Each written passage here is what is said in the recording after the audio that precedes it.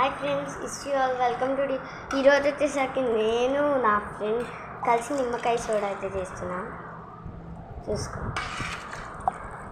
Half అయితే అయిపోయింది కూడా, ఇంకా మిక్సింగ్ అవ్వాలి.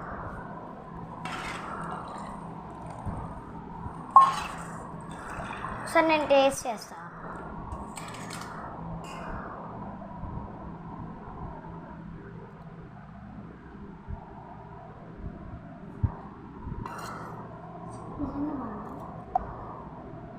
సూపర్గా చూడండి, మళ్ళీ చాలా చూపిస్తాను.